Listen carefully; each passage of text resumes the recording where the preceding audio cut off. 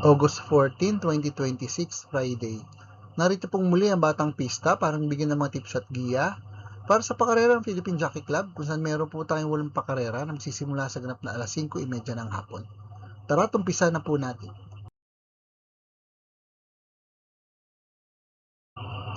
Race number 1, the start of pick 6, covering races 1 to 6 with a distance of 1,200 meters. Hilracom rating based on the capping system race class 5:17 to 41 split. Dito po sa race number 1, pampremera ko po ay may magandang tinakbo nakaraan. Entry number 7, Step Bell, na uling lababan po last August 2. Sa karoon po ng Philippine Jockey Club, distansya 1,400 meters. Siya po yung dala magandang preba, 127, sarado. Nang siya ay nasigundong dikit sa nanalong kabayang si Cristiano. Pero bago po yun, last July 15, sa karoon po ng Philippine Jockey Club, distansya 1,200 meters sa tatakbuhan nila ngayon. Sa puwente lang ng pangalawa sa pinakamagandang preba rito na 1 minute and 13.6 seconds nang siya ay nasigundo sa nanalong kabayan si Glenda's Magic. Tinalo niya puro sa dati niyang tumerser na si King of Sipokot. Kunin yung panigundo, Diado entry number 3, Lucky Nono na bagong baba na uling lumaban po last July 25. Sa karoon po ng Metro Manila Turf Club sa distansyang 1,400 meters at sa puwente lang ng preba 1 minute and 30 seconds nang siya ay pumampito. Sa mga kabayan sila Blackjack at Right or Wrong. Ang kaya naman pong best time sa karoon po ng Philippine Jockey Club sa distansyang 1,200 meters sa tatakbuhan nila ngayon ay nagawa niya last March 13 kung saan siya po ay tumang-apat sa mga kabayan sila Hombre, Red Soul at Boy Wonder. Pero bago po yun, sa parehas sa distansya at karerahan, last February 11, siya rin po yung tala ng prebang 1 minute and 14 seconds. Nang tinalo niya, ang mga kabayan sila Work From Home. Kunin ko na rin pong pantersero entry number 5, Queen Bell, na galing sa panalo. Nauling lumaban po last August 2 sa karoon po ng Philippine Jockey Club sa distansyang 1,400 meters. At siya po yung tala ng preba, 1 minute and 28.2 seconds. Nang tinalo niya, mga kabayan sila Primero Soldado at Marengo. Pero bago po yung last July 18, sa karoon po ng Philippine Jockey Club, sa distansya 1,200 meters sa tatakbuhan nila ngayon, naitala niya po ang kanya pong best time na 1 minute and 14.4 seconds nang siya ay pumangatlo. Sa mga kabayan sila Top Customer at Emoto San. Yun po ay barrier race. Good luck po. Race number 2, the start of winner take all, covering races 2 to 8 with a distance of 1,200 meters. 3 old and above maiden race placers. Dito po sa race number 2, pampremero ko po entry number 1, Mishani Soul, na uling lumaban po last July 18.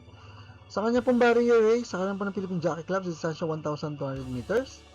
At sa point na ng preba, 1 minute and 12.4 seconds.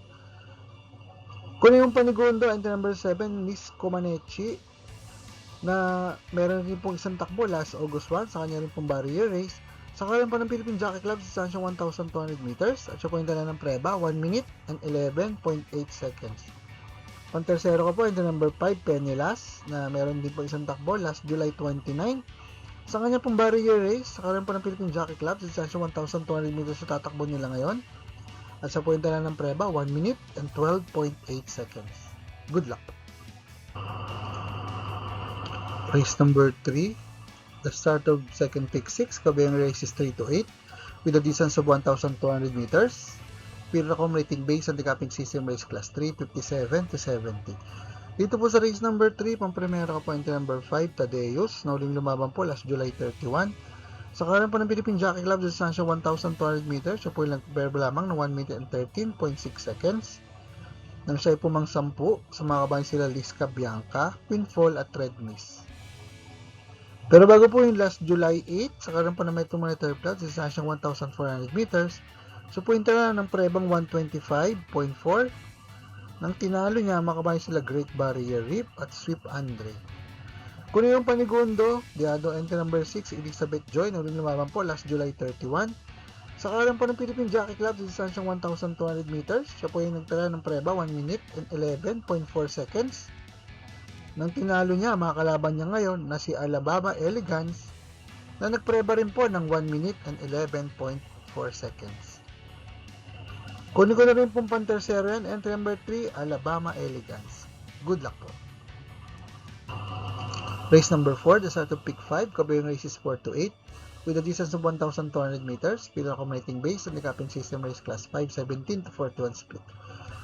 Dito po sa race number 4, pamprimera ko po, Diadong Calooc, entry number 2, Douglas Spear, na huling lumaban po last August 1. Sa kanya pong barrier race, sa karan po ng Philippine Jockey Club, distansya 1,200 meters. At sa punta na ng preba, 1 minute and 18.4 seconds. Ang last official run po ni Douglas Spear, nagawa niya last April 26. Sa karan po ng Philippine Jockey Club, distansya 1,400 meters. Sa po nagtala ng preba, 1 minute and 30 seconds. Nang siya po mangatlo, sa mga kabayan sila Sinag at Little Annie. Si Sinag sa laban na yan, yung preba naman po ng 1 minute and 30 seconds din po. Kung yung panigundo, ito number 6, Word Isn't Enough, na uling lumaban po last June 3. Sa karan po ng Philippine Jockey Club, distansya 1,200 meters, siya po yung ng preba, 115.8, nang siya po mang-apat. Sa mga kabayan sila Fast Sailing, Ligeron, at Go Gigo.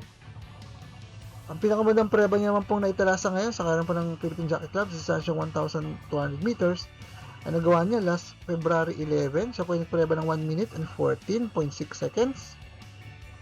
Nang siya ay na segundo sa nananong kabayan si Static. Tinalo niya puro sa dati yan, tumarsya na si Pradis Cutie.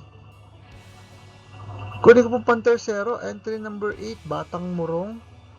Si Batang Murong naman po ay huling lumaban last July 4, sa karan po ng Philippine Jockey Club, distansya 1,400 meters. At siya po yung nagtala ng magandang preba, 128.4. Nang siya po mang-anim, sa mga kabayan sila King Wash Pabcon, Gavel, at Cool Ma'am. Good luck.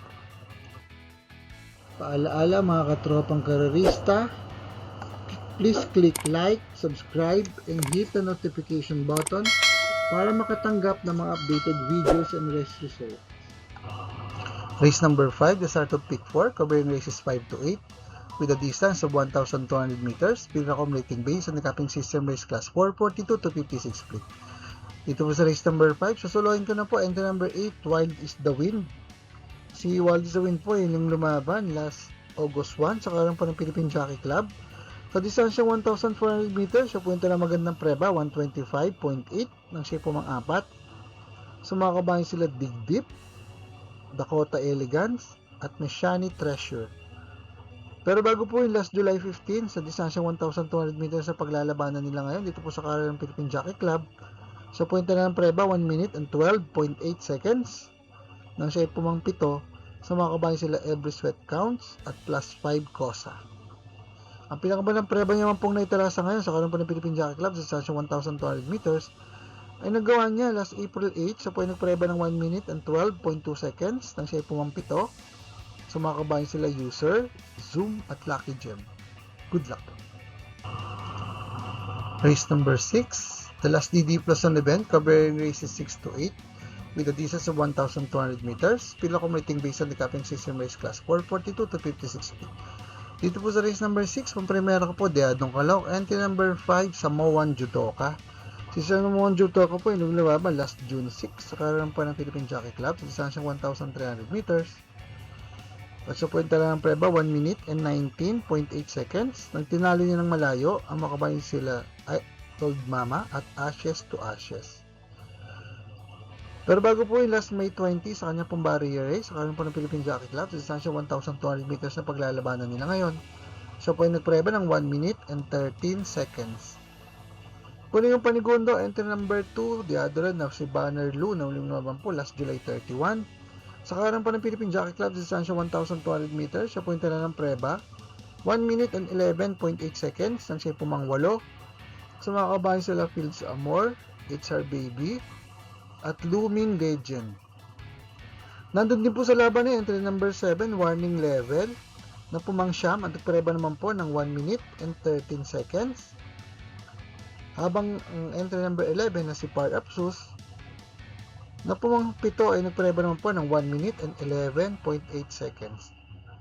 Pero bago po yun, si Banner Lou ay lumaban po last July 15 sa karan po ng Philippine Jockey Club sa distansya 1,200 meters.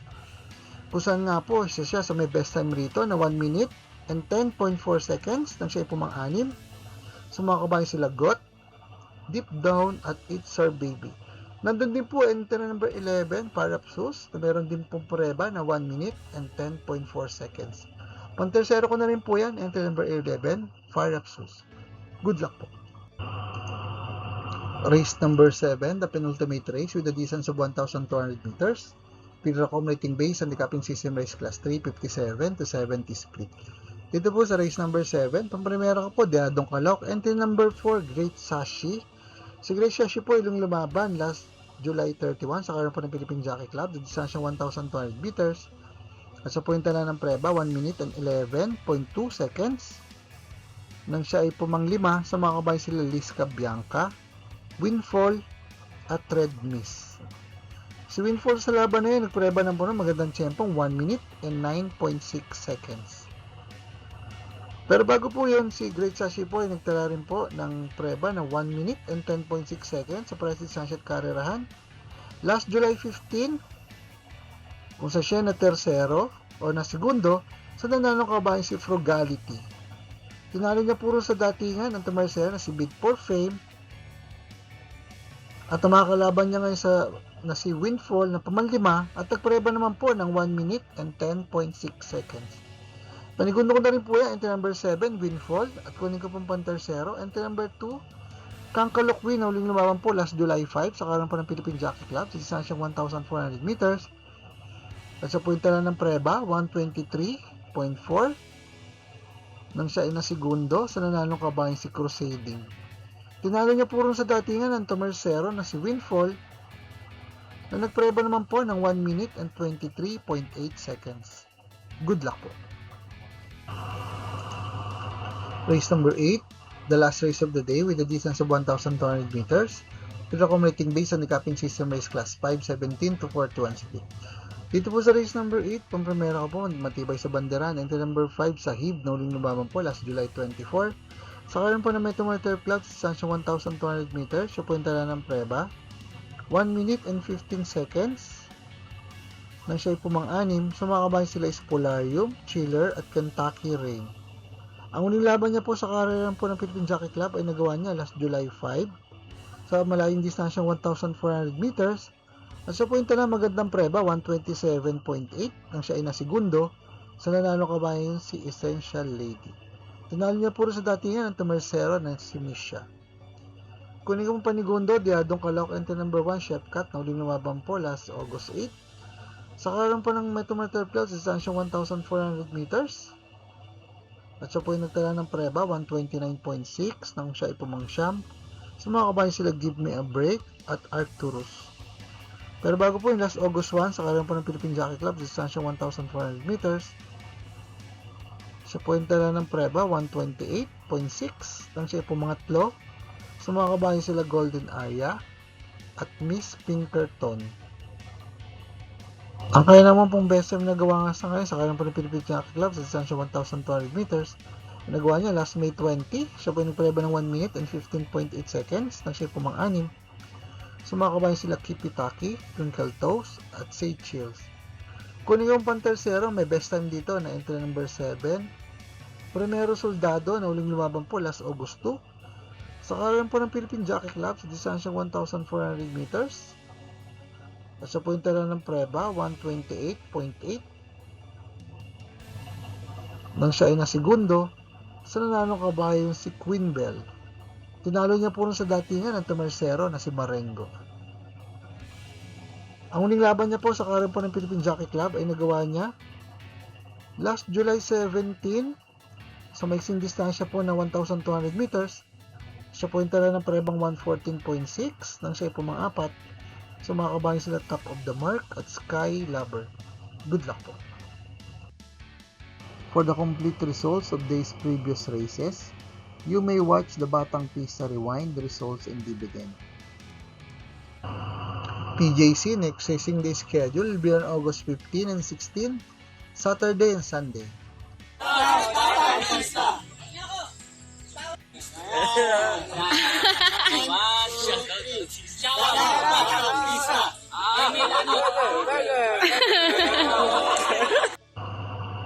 Shoutout po natin ang ating mga kapisa na sina Sir Mario Caballo, Sir Max Ko, at Sir Teddy Ramon.